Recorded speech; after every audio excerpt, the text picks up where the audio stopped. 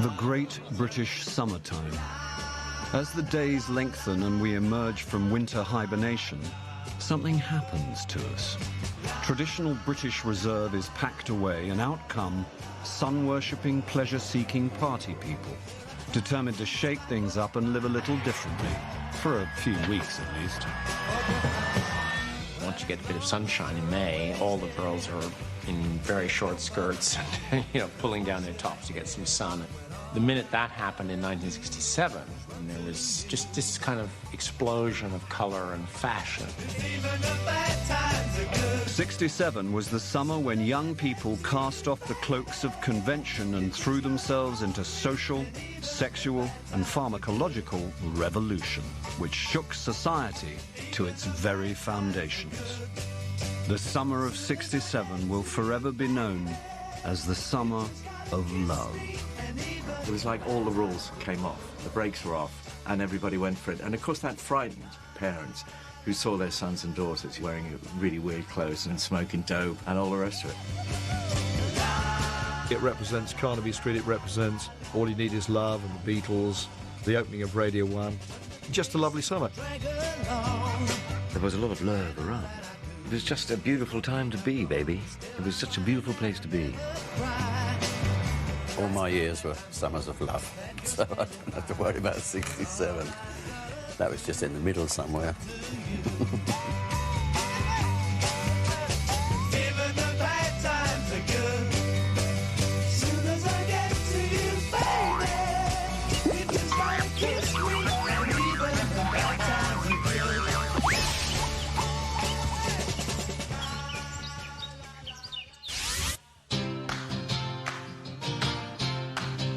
The generation who came of age in 67 was desperate to throw off the austere and chilly post-war world it had grown up in.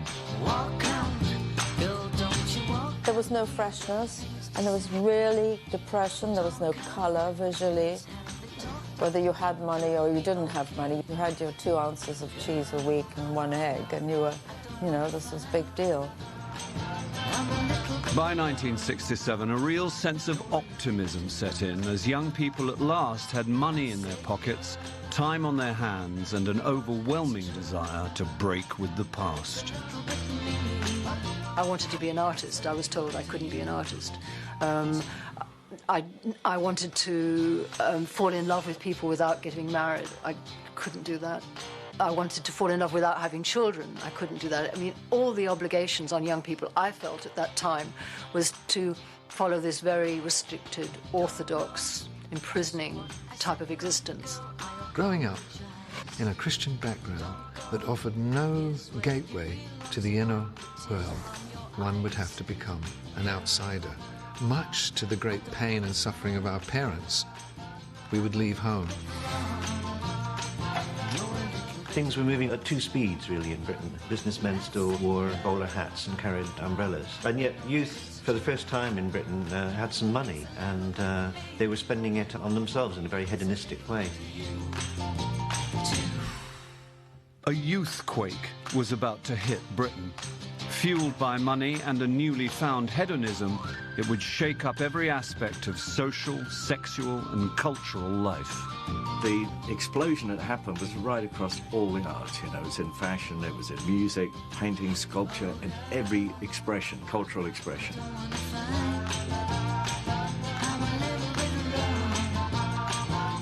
There was an incredible feeling of excitement coming into that summer that the world had changed and would never go back to the way it was before.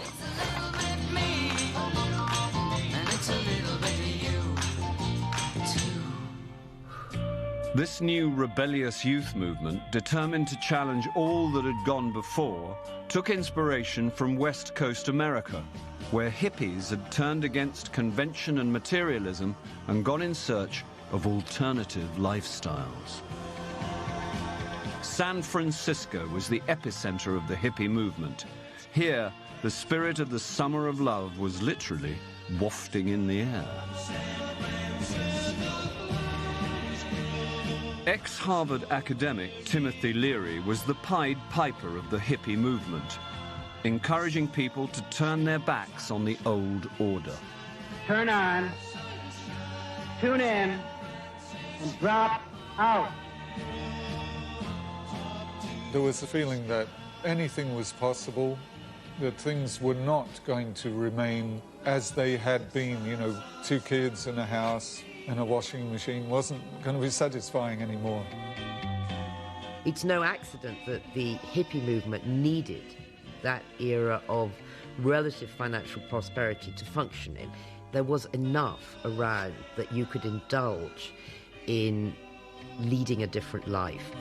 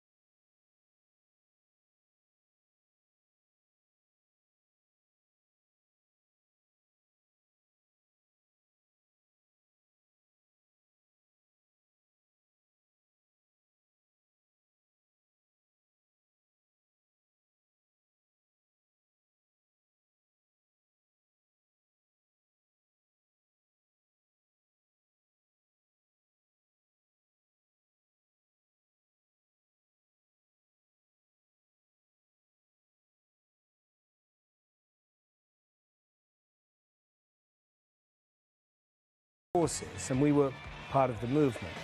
But I think we had a more party spirit about it.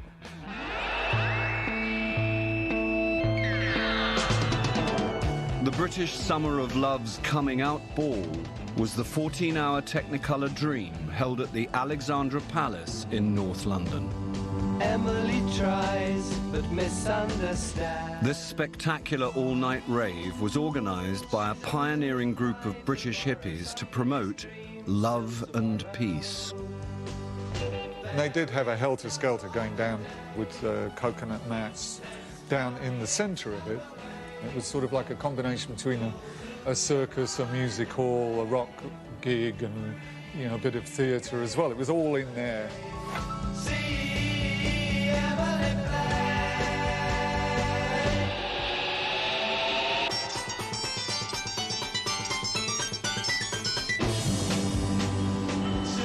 What the evening's really all about? Do you think that's... No, I don't think anybody does. And the trouble is with these people, they're looking for something, but they don't even know themselves what they're looking for. The hippie party got the seal of approval when the prince of the rock aristocracy, Beatles star John Lennon, paid a royal visit. We were sort of hanging around in John's house, and we'd taken a lot of acid and saw the telly somehow was on, and saw that the Technicolor Dream was on. So we piled into one of his fancy motors, and it was just this spectacular event, and people climbing over the organ pipes and stuff. It was really just a visual spectacular. John was extremely famous by this point, so people would come up and ask for autographs, you know. He'd get rid of them quite quickly, usually. 7,000 ravers gathered at the biggest hippie happening ever held in Britain. Never before had so many spaced-out people partied together in one place. It was an igloo where people were smoking dried banana skins. Banana peel was supposed to contain some hallucinogenic that you know, you could get high from. That was that week's sort of hippie scam, you know. Quite legal, you understand. Didn't do anything either.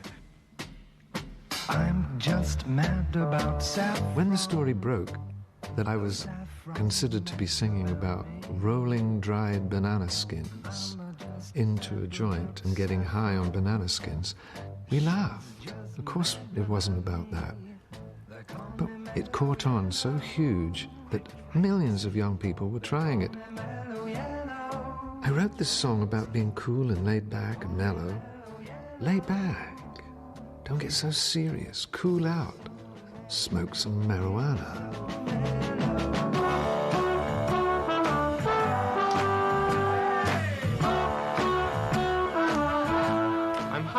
on pot, no. My mind is not confused. It's amused, perhaps, but not confused. You know, you've got your little roller out and your bit of paper and these terribly scraggy little cigarette spliffs that everyone handed round. And I do actually remember that being a shocking occasion when I was interviewing people. And one of them got out a spliff and lit it, and they passed it from one to another. And someone even handed it to me, and I went, no. It was very common, of course, and even rather smart. I went to many quite posh dinner parties, and after dinner, you know, instead of the port, they got out a beautifully rolled reefer and handed it round.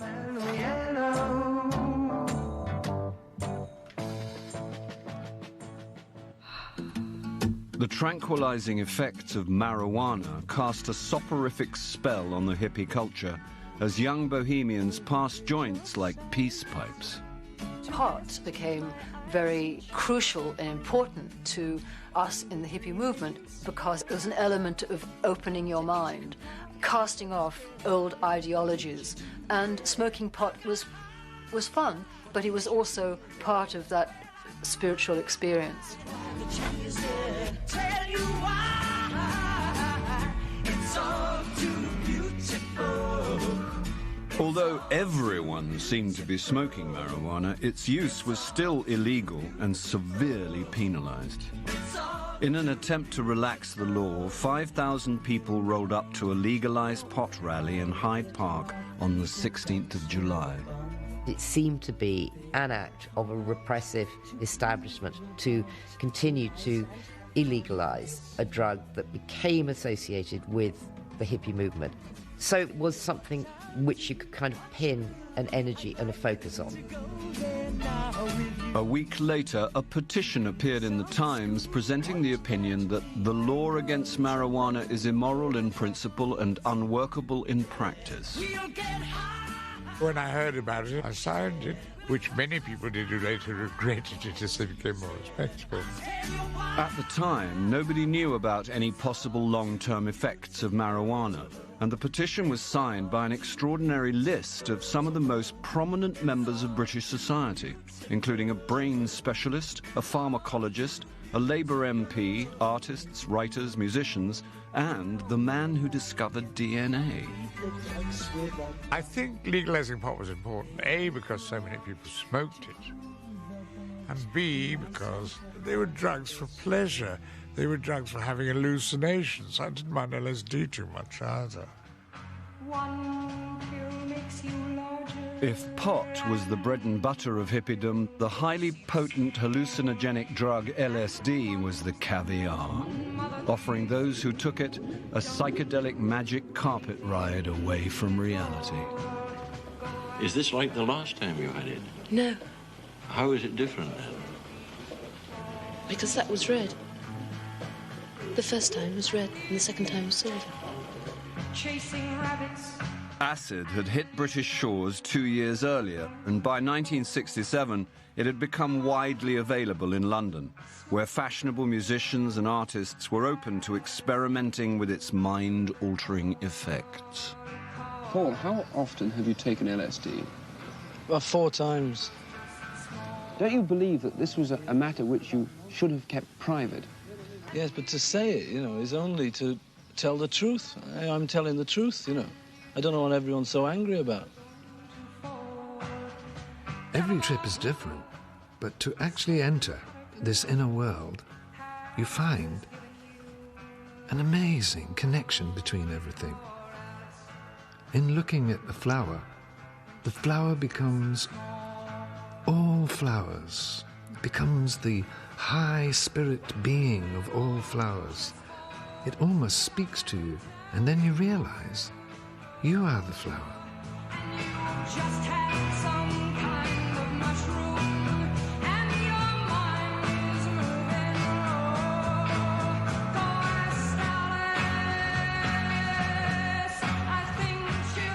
My feeling was that if I took LSD, I would lose what little personality I had. I'd be completely mad.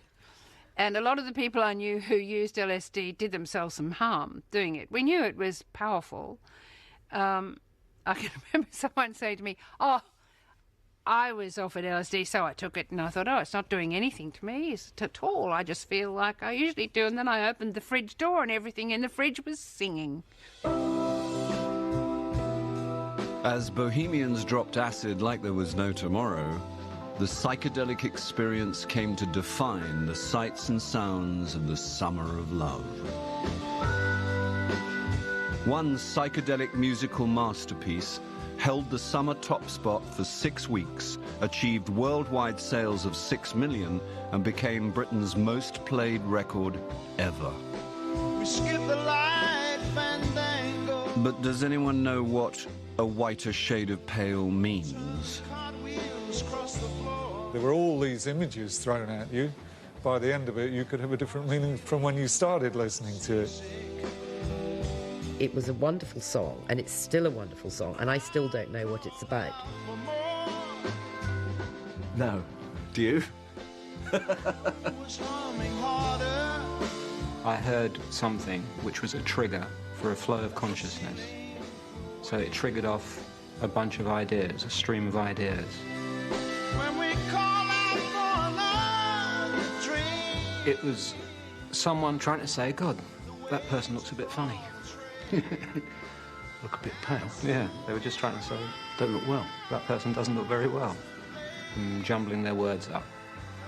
And I heard it in a crowded room. The song received its first ever airplay on the pirate station Radio Caroline. It was played, and people started calling the station and saying, where can we buy the record? I mean, it was incredible the impact it had. I took a bus up Oxford Street and I saw these signs in record shops saying, we've got it. But it wasn't till I got towards the other end of Oxford Street and had passed 3 or 4 record shops that I realised what they were talking about was actually our record. We skip the light fandango and turn cartwheels across the floor. I was feeling kind of seasick,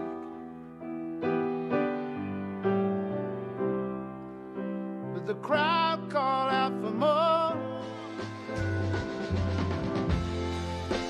The room was humming harder as the ceiling flew away.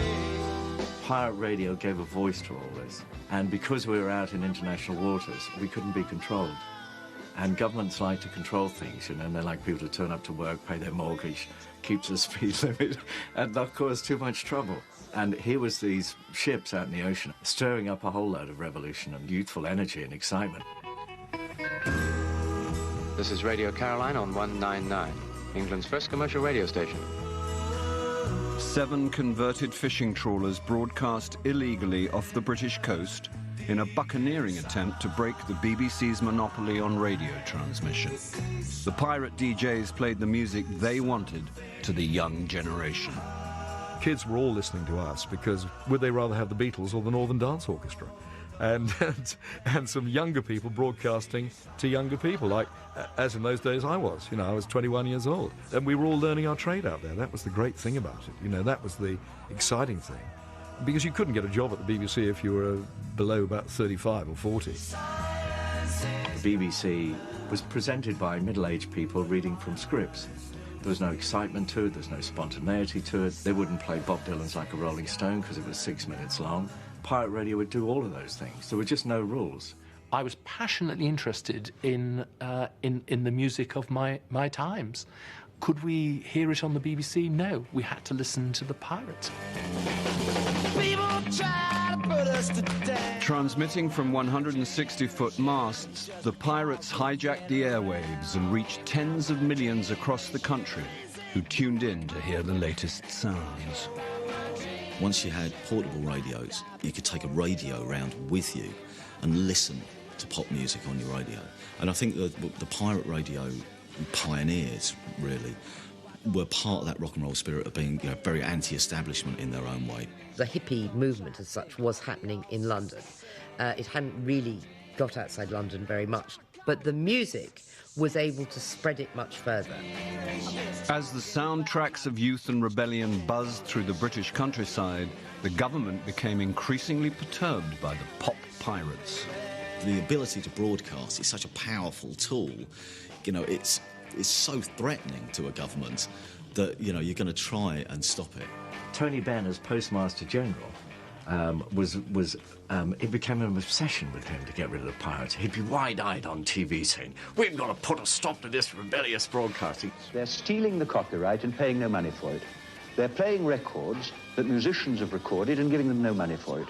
They're endangering the ship-to-shore radio, and there's a real risk that distress at sea might not be reported because of the inadequate fumbling handling of equipment. I was at home one Sunday, and the phone rang. It was Harold Wilson, Prime Minister, rang me up. And I said, what do you ring me about? Well, he said, I'm listening to the pirate radio. What are you going to do about it? And then they produced an incredible bill called the Prohibition of Broadcasting Bill. And I said, I am not going to introduce a bill called the Prohibition of Broadcasting Bill. I'm just not going to do it. I refuse. Tony Benn got his way, and on the 14th of August, the less oppressive-sounding Marine Offences Act came into force, effectively silencing the pirate radio stations. One station, however, had no intention of respecting the government's authority and continued to broadcast in defiance of the ban. Nobody had really defied the British government in that way before, with a 50,000-watt transmitter, which gives you a tremendous amount of power. They reckon about 22 million people across the UK and the continent were tuned in. This is Radio Caroline. It is now 12 midnight.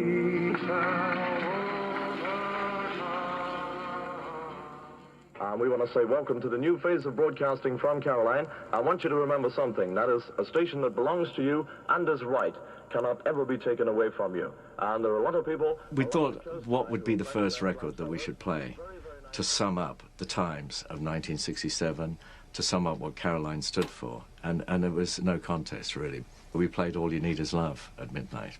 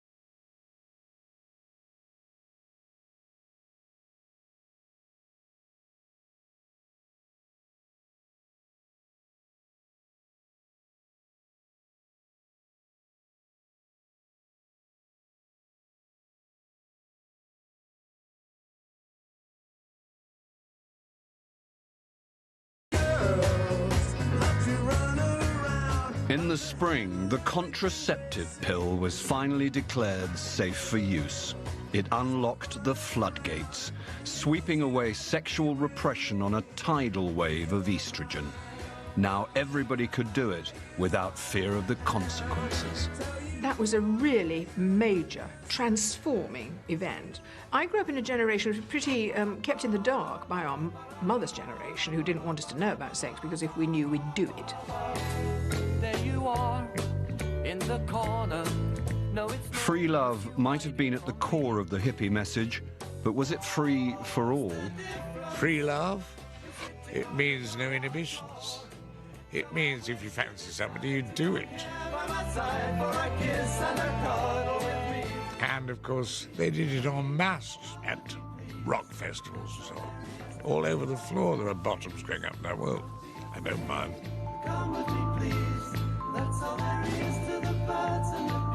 There was a lot of liberation, and a lot of that liberation was to do with having a lot more sex and it being okay to have a lot of sex.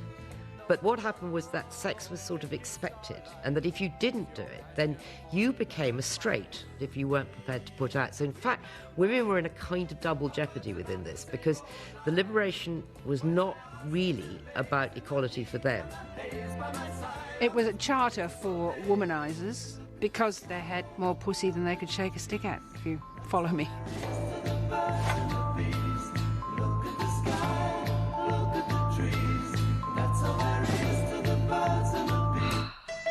Another kind of love became free that summer, gay love.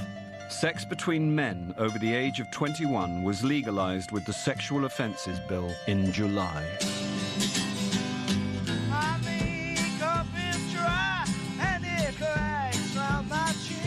I can remember during the passage of the bill, opponents moving amendments. I mean, some of them, were, looking back on it, were quite laughable. There was an amendment, I recall, that British Rail sleeping cars should be exempt from this bill. And the argument was that since the bill only applied in England and Wales, and it wasn't applying in Scotland, you had to exclude sleeping cars because they crossed the border, and what would happen when they got to Berwick-on-Tweed. I mean, it was absolutely ridiculous. The people who were getting into trouble at the time of the Sexual Offences Act were sort of people like old vicars who would fondle each other's privates in the back of a Mini, and the discovery that they'd been hauled out of the car by policemen and marched through the streets and humiliated was kind of pathetic. Like the first swallow of the summer, the act legalizing gay sex confirmed that the permissive society had arrived. Looking back on it, I think that social reform illustrates the new feeling that we were moving into a different era in society in Britain.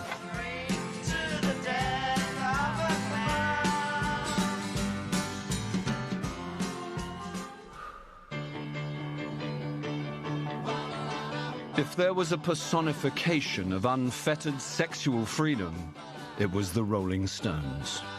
Their rebellious natures and risque lyrics made them heroes of their generation. Don't you worry about what's on your mind, oh man. I'm in no hurry, I can take my time, oh man. I'm going red, my tongue's getting tired. The Rolling Stones came along, and my parents hated them, which was fantastic, because that satisfied all our sort of cravings. They were the emblem of everything that the older generation hated, the establishment feared, and the young adored. They never even spoke about our music. They spoke about our hair, our clothes. They said we smelled, we had fleas. And that's why we became such a tight-knit unit, you know, as a band, because it was us against the world. 23-year-old Stones frontman Mick Jagger was definitely not the nice boy next door you might bring home to your mother for tea. He was both a rebel and an absolutely 100% sexual being. He was a tremendous affront to an establishment. I mean, suddenly you have this man who is able to get thousands of girls in the Astoria chucking their knickers at him, mincing his hips, sex on legs. Scary. As the Stones' success grew and grew, so did the moral panic surrounding their openly suggestive sexual stance. But should the mums and dads really have worried? They used to queue up. So if there was a little knock on the door at 2 o'clock in the morning, you open it and there's this pretty little girl, can I come in for a drink? What do? You say no, go away. Must be mad. It was one of the things you could indulge in to your heart's content and not suffer in any way, unless you picked the wrong girl and she was unclean, I suppose. But 3 jabs up the bum, it's all over. You're all right again.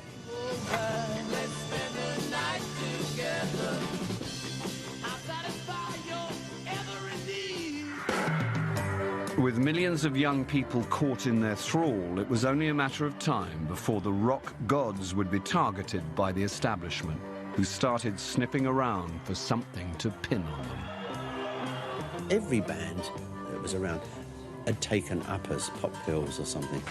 You had to. We travelled for 2 days once without any sleep and without any food. 2 days. Stop. Then we had to do the show, and then we had to drive back to London because the next morning we were off somewhere else. You're in a cauldron of, like, madness. Earlier in the year, the police had raided Keith Richards' mansion while he was throwing what became the most notorious house party in the history of rock and roll. Television was interrupted for this news flash that Mick and Keith had been done on a drugs bust. Out of my mind. And my father said, I hope to God they don't ask me to defend them, because he was quite an eminent QC at the time, and the phone went, and Dad came back in the room and said, I am defending the Rolling Stones. Jagger and Richards were brought to trial on the 27th of June. Police said in evidence today that when they entered the house, there was the sweet smell of incense about. The prosecution said that this could be used to mask the rather unusual odour of hashish, which was found around the house. Hoping to make an example out of them and send a warning to the rebellious younger generation, Judge Block found the pop stars guilty. They had become the Summer of Love's sacrificial lambs. Judge Block, his name was an absolute bastard of the first order. He's dead now, so I can say what I like. My father said he was absolute sort of fascist pig, basically, and was determined that they go down whatever anyone said. And down they went.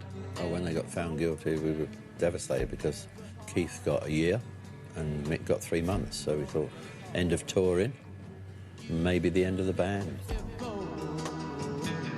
It felt utterly disproportionate. I was not myself a druggie. I had, on a small number of occasions, like most of the people in my generation, smoked marijuana. None of us believed, whether we did it or not, that marijuana was dangerous. At the time, we didn't think it was a problem. While they awaited their appeal, support for the convicted pop stars came from the most unlikely of places. The editor of The Times risked contempt of court with his famous editorial, Who Breaks a Butterfly on a Wheel? It was the opening of a new dialogue between young and old, swaying public opinion in Jagger's favour. On reflection, even the older generation were saying, well, wait a minute, it may be that we don't quite understand what's going on here. It does seem rather harsh. Case dismissed. London. It's years since such crowds gathered to await an appeal verdict. But this was a Rolling Stones case, with the fans out in force. When Mick Jagger was conditionally discharged and Keith Richards' sentence quashed, the pop idols drove off, the shadow of jail no longer over them. Hot from the appeal court and free at last, Jagger was whisked off by helicopter for a live TV debate. The young producer John Burt waited for Jagger at the heliport with Jagger's girlfriend, Marianne Faithfull. Jagger genuinely had been terrified of going to jail, understandably. This was his first encounter with Marianne Faithfull, and they fell into each other's arms. And we were jammed into the back seat of this helicopter very tightly together. We flew low over this beautiful countryside, and it was good that I had something to look at, because meanwhile Marianne Faithfull was all over Mick. They kissed, they squirmed, she rubbed her bottom against me, but I just looked out the window and enjoyed the countryside. He changed from his suit that he wore in court into the caftan and left his clothes in my bedroom in the flat. Should have kept them, really. I tried them on. With one trial over, Jagger now faced trial by television. The young buck had to defend himself against a bastion of the old guard, a Jesuit priest, a bishop, an ex-Home Secretary, and the editor of the Times. Do you think that the society that you live in is one you ought to rebel against? Yes, definitely rebelling against it. I mean, not in the obvious way. I think he articulated very clearly that this was above all a drive for individual freedom. There were lots of things about British society at the time that he did not find satisfactory and wanted to see changed. Jagger's TV victory wasn't the summer's only revolutionary broadcast. In July, the BBC made its first scheduled transmission in colour. Yellow is the colour. This is the BBC television service. We now present from Studio A, Alexandra Palace, another programme in our series of experimental transmissions in colour. We were chosen to be the first studio to have colour cameras, and as I was the only woman, I was the one designated to test out patterns and colours. Very bright colours simply glowed around you, you see, and white was just dazzlingly bright. Green is the colour of the spark. Stripes were out, spots were out. I love scarlet, then it had to be a sort of pale, dull orange. So we had to calm down the colours. I couldn't go in for the sort of colours I naturally enjoyed. That's the time, that's the time. This was the summer when Britain was being quite literally transformed from the black and white of post-war austerity into glorious technicolor. Blue is the colour of the sky in the morning. As Britain became saturated with colour, its vibrant capital was the engine of change. Hey there, Georgie girl, swinging down the street so... By the summer of '67, swinging London had become a leading fashion centre. London really did swing, and whoever you were, wherever you were, you found a way of getting yourself to London because that was the place to be. Suddenly the world looked at London and said, there's something worth copying here. We Britified the world. Not beautified, Britified.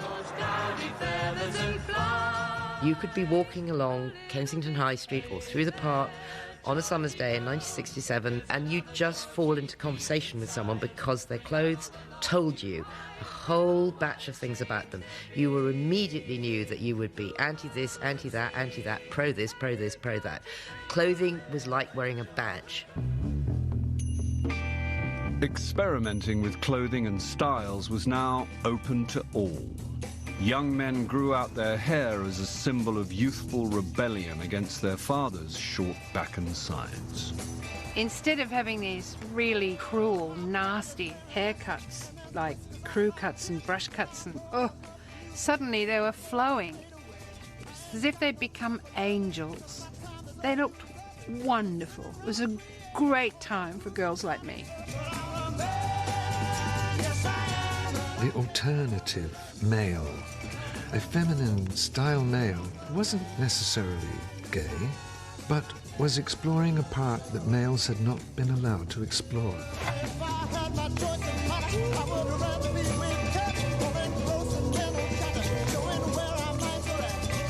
The psychedelic patterns and flamboyant styles of men's fashions reflected the colourful changes taking place in society. Now, there was money around for preening. Shirts were outrageously bright. I mean, nowadays they'd be considered rather camp. I mean, some of the pictures that I look at myself, I think, ooh, hello. I had these sort of flared velvet trousers and a long frock coat and a velvet shirt and a cravat. Wherever anybody went, people were trying to outdo each other with the way they were dressed. When I went to England, I kind of went like right off the deep end. I went into this one place and found a tablecloth, gold and brocade and like all these threads and fringe. And I went to a tailor and had him cut a hole in the middle and stitch it up, and I wore it like a poncho. For months, I wouldn't take it off. The aviaries for all these strutting young peacocks were the stylish new men's boutiques like Hung On You and Granny Takes a Trip. We started this thing of changing the shop. We would try and change it overnight so that the next day people would comment on the fact. We had a kind of pop art Jean Harlow face where you could only see into the shop through the lips. I remember one time coming to the shop and seeing an old bag lady peering through the lips of the shop front, and it was an extraordinary moment. It was Granny looking through Jean Harlow's mouth.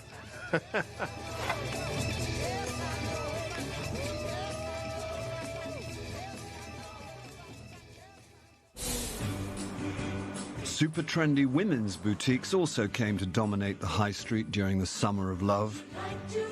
Bieber became the favourite place for the cool cats to lounge around in while the sun shone. We always had sofas, places where the boys could hang out, wait for their girlfriends, and on a Saturday afternoon there was somewhere to pick each other up or to meet each other. I seem to remember the shop being very dusky and dark, and you sort of groped your way towards the clothes, which all seemed to be purple or dark red. I still got a coat, I got it out the other day. It's very lovely, dark, purpley, floral pattern, quilted, and it was covered buttons at the front, very tight-fitting. I couldn't get into it now. There were areas where the men could sit and read the local papers or magazines, and if you were lucky, you sat on the couch opposite the changing rooms, and they just used to leave the curtains open sometimes, so you had a little bit of entertainment while your girlfriend was choosing her next dress, and that was kind of fun. You're everywhere and nowhere, baby. That's where you're at. Women were fed up with looking like young versions of their mothers, and a new generation of designers responded fast. With her new clothing and cosmetic ranges, Mary Quant set the trend and transformed the look for women from top to toe. I started in this workroom making hats, you know, at £2.10 a week for rich people who went to Ascot, you know. And it would take me 5 days to make one hat. It got through to me that this was sort of unrealistic, out of date and nonsense. I was designing clothes for people like whatever, for real life, for people who went to work in the daytime and went and probably danced all night. So I like designing pieces that went together in lots of different ways, in which by adding one other piece or eliminating certain pieces, you could change into sort of a dancing mode or whatever it was.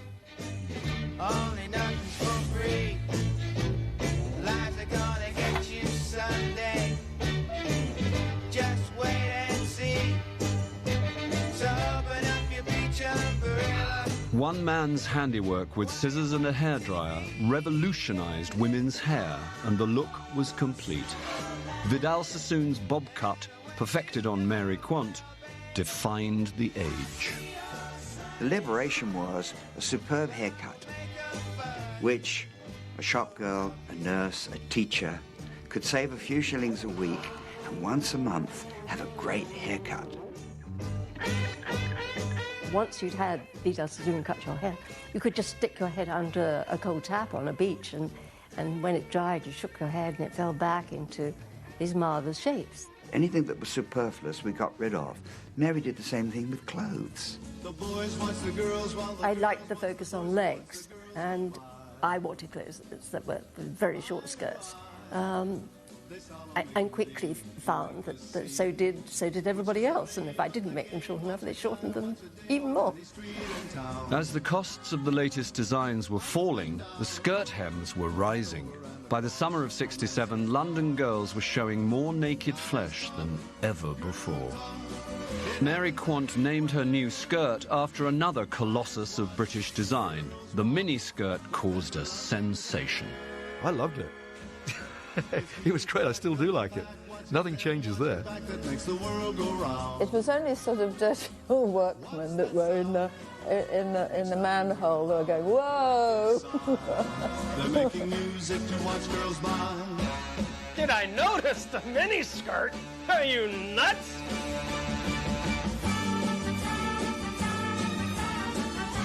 The skirts were thought to be monstrously short, And they were indeed sort of city gents furious about these clothes.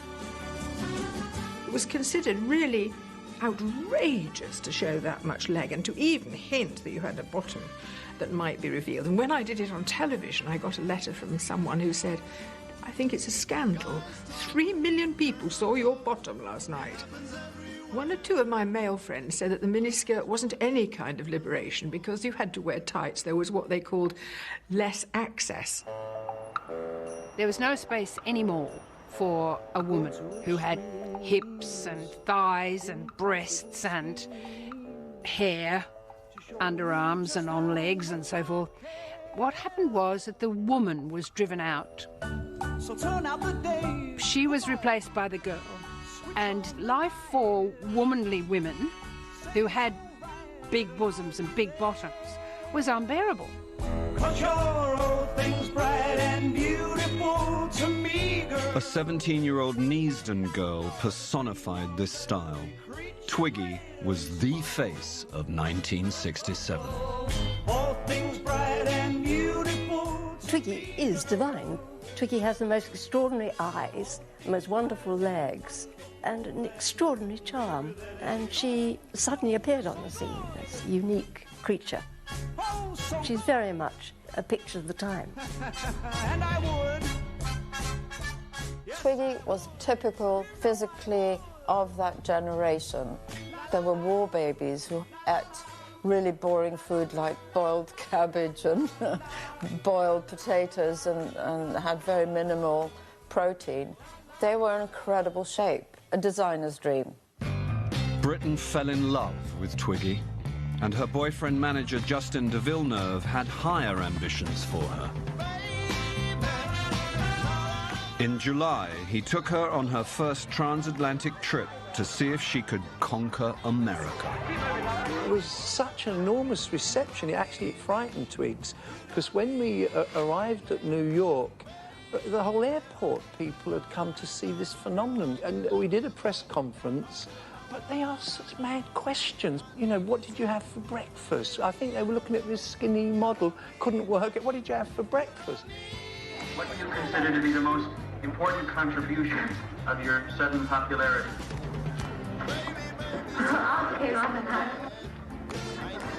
She's beautiful. I couldn't believe it. I've never, you know, I thought, I'm onto a winner here. She totally beguiled America. They'd never seen anything like that before. So it was all part of the British invasion to America, and we were part of that. There were the Beatles, the Stones, Twiggy and Justin.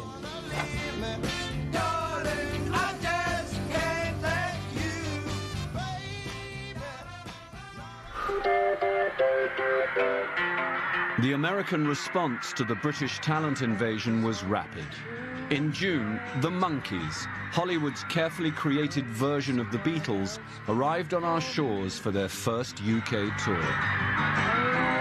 Once in Britain, they were inevitably dubbed the Prefab Four. The reception we had in England was just phenomenal. The Monkees represented all those kids out there all over the world at the time who wanted to be the Beatles. We had a poster of the Beatles on our wall, and we would like jokingly throw darts at it. Specifically, our fans were the next generation post-Beatles. I mean, our fans were 10, 11, 12 years old. The Monkees filled the gap left by Beatlemania. Their squeaky clean image allowed preteens their own pop fix. Hundreds of kids, out in the streets yelling and screaming. Rumor has it that the producers of the show received a royal note from Princess Margaret asking if we could keep the noise of the kids in the street down. Saw her face. This deafening rating on the Screamometer was entirely due to the Monkees' massively successful TV show, which had been running on the BBC throughout the year. The fantasy became reality when the manufactured TV band began touring for real. The Monkees actually really becoming a band was like Leonard Nimoy really becoming a Vulcan, or George Clooney starting to perform operations off of, his television show. It was almost that bizarre. I've got a lot to say about the Monkees, really. Well, the Monkees were such a mistake. They were awful. They were really looked down upon. The Birds-See Want to Be a Rock and Roll Star is a very scathing song aimed at the Monkees. And the Monkees records are actually sort of brilliant. They're absolutely fantastic. During their stay in London, an historic encounter took place when Mickey Dolenz of the Monkees was invited to the Beatles recording studios. One day I was at the studios in Abbey Road, and one of the Monkees turned up. And I got dressed up in my paisley, bell-bottoms and double knit and glasses and beads and my hair done and like this, I must have looked like a total idiot. As I was expecting this, like, insane, psychedelic love-in, be-in, Beatle Fest recording session. God, I don't know what I was expecting, some crazy scene. And the Beatles were very close-knit. It was very hard to penetrate the vibe that they created. And I think he was very uncomfortable because he was totally ignored. There's just the four guys in jeans and T-shirts sitting there in folding chairs playing. And I was like, whoa, man, where are the girls? I was just like, trying to be so cool. I wanted to get their autographs, but I didn't have the nerve. By the time the Monkees met the Beatles, they'd stopped touring and retreated into the studio to record their next album. If you never toured again, would it worry you? I don't know. No, I don't think so. Wouldn't worry you? But because the only thing about that, you see, is that performance for us. See, it's gone downhill, performance, because we can't develop when no one can hear us. So we're trying to get better with things like recording. Because our music's progressed, we've used more instruments. It'd be soft us going on stage, the four of us, and trying to do the records we've made with orchestras and, bands and things. So we'd have to, if we went on stage, we'd have to have a whole lineup of men behind us. The Beatles perfected their revolutionary new sound on Sgt. Pepper's Lonely Hearts Club Band, released on the 1st of June. With its psychedelic vibe and iconic cover, it was to become the Beatles' most famous album of all time. Everyone was amazed when they heard Sgt. Pepper. Everybody ran down to buy it. One couldn't believe it. It was a masterwork.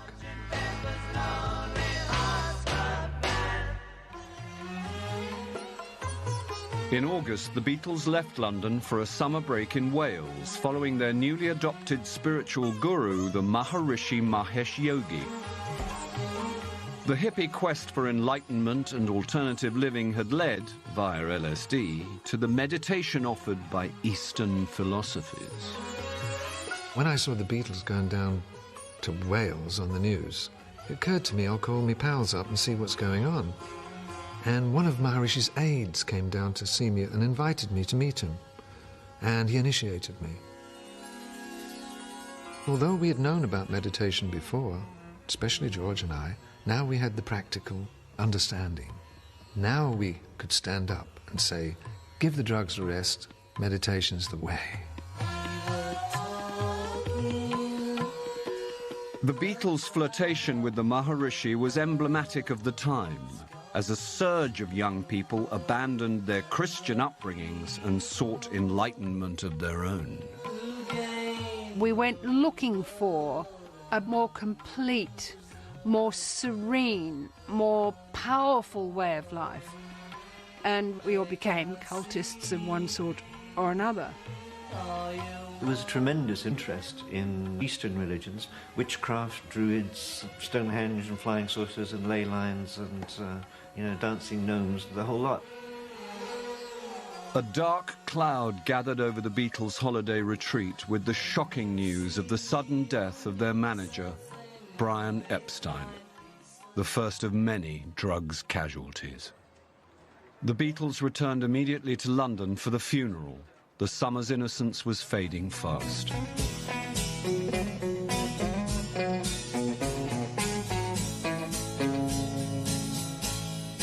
Dirty old river, must you keep rolling into the night. As the summer drew to a close and blue skies were replaced by grey, there was a final triumph for the young.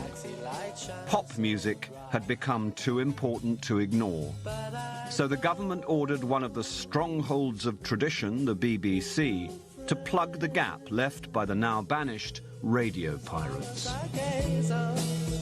I put very heavy pressure on the BBC and said, why don't you do it? Oh, well, no. They were behaving like a lot of vicars and somebody suggesting that there be a dance in their church hall. They always used to refer to the BBC as Auntie. Auntie BBC. You're terribly safe and terribly proper. You don't suddenly get hip and cool overnight after, you know, a lifetime of being conventional and predictable. The BBC looked to the pirates for inspiration, and the lights went out on the old light programme. Don't forget to turn out the light. Goodbye. A new national pop music station was born in September. Radio 1 was launched by the young ex-pirate DJ, Tony Blackburn. I've got no idea why they chose me. I think probably I wasn't a complete rebel. You know, I was a public school boy, and they probably liked that. I was a marketable product. I mean, believe it or not, in those days, I didn't realise at the time, but I was all right to look at. not the haggard old thing you see now before you. In the 60s, I was all right, and I suppose they marketed me, and I was able to be marketed like a pop star. The legacy of the pirates lived on as former pirate DJs stormed the decks and imposed their own style on the creaking hulk of the BBC. The voice of Radio 1. It was a better, pacier, slightly more irreverent way of doing radio, and I think that's what inspired Radio 1 to sound like it did. And good morning, everyone. Welcome to the exciting new sound of Radio 1. Woke up one morning, half asleep, with all my blankets. The first record Blackburn played on the new station was Flowers in the Rain by The Move. I often wonder why they chose that song. It did sort of seem, well, that's the end of your fun, folks. You know, you've had a good time, we've let you play in the sun and dance around and do outrageous things. Now we're going to be serious again and we're going to play by the rules. By the end of the summer, the bloom was off. But I would say that it left a legacy far more profound than any other youth culture and popular culture had done. So I lay upon my side with all the windows open. The legacy is that you can shape your own community and that you can change laws that don't suit you. Time to catch the sight that I was seeing. Always you will have this freedom. We fought for it. It's yours now. 1967 will go down as the year in which was a turning point in the political and social life of Britain. A much more generous approach in society to other people and other people's problems. All we need is love.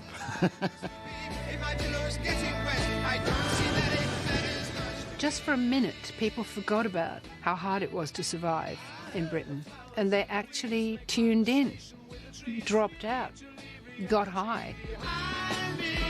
With my commitments in a mess, my sleep has gone away. Rest in a world of fantasy, you'll find me. Do you remember the plague of ladybirds in the boiling hot summer? Next week we look back to the summer of drought, 1976. That's at 9:10 next Saturday. Back to tonight and Stephen Fry with QI next, while BBC4 takes a poignant and witty look at the life of Kenneth Williams in the drama Fantabulosa. Watching flowers in play.